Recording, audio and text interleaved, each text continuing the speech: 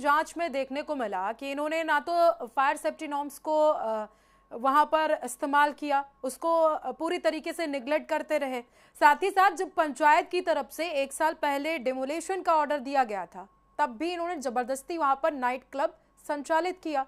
और जाहिर सी बात है कि ये सिर्फ अकेले नहीं कर सकते हैं जब तक इसमें किसी प्रशासनिक अमले की मौजूदगी नहीं होगी, ये तो साफ है। लेकिन कहा यह जा रहा है कि अगर यहां पर इनके ऊपर ये तमाम सबूतों के बाद आरोप सिद्ध होता है तो किन धाराओं में इनको सजा मिल सकती है, क्या क्या धाराएं इन पर लग सकती हैं और क्या जुर्माने का प्रावधान है, ये दर्शक समझना चाहेंगे आपसे। जुर्माने में तो हद से हद 10,000 20,000 कोर्ट जिस तरह से जुर्माना लगाना चाहे लगा सकती है। लेकिन causing death by rash and negligent act 304 A जो हमारा पुराना आईपीसी था, उसी के तहत इनको सजा हो सकती है, जिसमें सजा का प्रावधान कोई बहुत ज्यादा नहीं है, 2 साल 3 साल की सजा है, उससे ज्यादा पनिशमेंट इनको नहीं होगा। मेन बात है कि इनकी कल्पेबिलिटी फिक्स होती है कि नहीं होती है, कब होती है।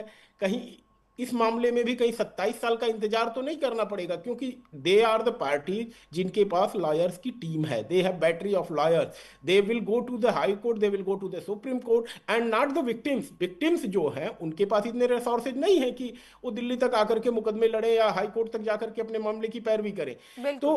कहीं अनदर राउंड ऑफ लिटिगेशन ना झेलना पड़े, मुझे इस बात का बहुत ज्यादा डर लग रहा है।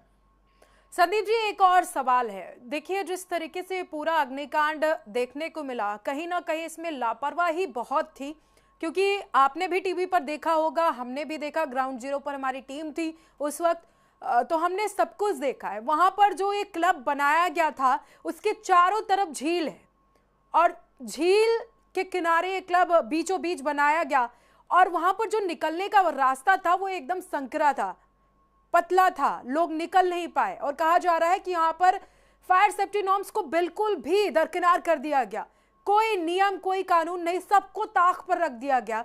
तो क्या ये माफी के काबिल है? अगर कोर्ट में इनकी पेशी होती है और सबूत भी इनके खिलाफ मिलते हैं कि इन्होंने नियमों का पालन नहीं किया है, तो क्या सिर्फ 2-4 साल की सजा, 5 साल की सजा में इनको माफी दी जा सकती है? देखिए, मर्डर के एक प्रोविजन में एक लास्ट क्लॉज जो आता है, चौथा क्लॉज, कि आप किसी व्यक्ति को ऐसी सिचुएशन में डाल दें जिसमें कि आपको पता हो कि उस व्यक्ति की मृत्यु होने के अलावा और कोई चारा नहीं है। हम्म।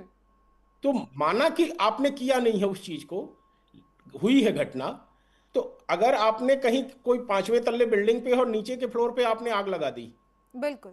तो 5वें पे तो आग आपने नहीं लगाई है, लेकिन नीचे के फ्लोर पे आग लगाने पे ये मान लिया जाएगा कि आप ऊपर के 5वें फ्लोर वालों को जलाना चाहते हैं। तो अगर आपने कोई सेफ्टी नॉर्म को फॉलो नहीं किया है, जहां पे एग्जिट के प्रॉपर अरेंजमेंट आपके पास नहीं है, और देखना पड़ेगा कि प्रोसिक्यूशन क्या 304 causing death bye negligent act पे ही रहता है कि कल्पेबल होमिसाइड, जिसको हम कहते हैं कि गैर इरादतन हत्या।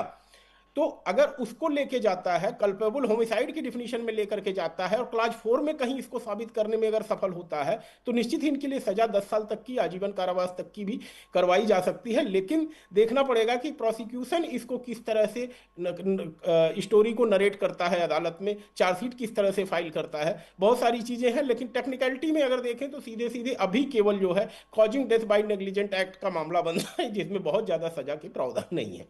सॉरी संदीप जी, इसमें कहा जा रहा है कि आईपीसी की धारा 282 लग सकती है, इसका मतलब क्या होता है? दर्शकों को जरा समझाएं कि इस पूरे मामले में आईपीसी की धारा 282 क्यों लगाई जाएगी?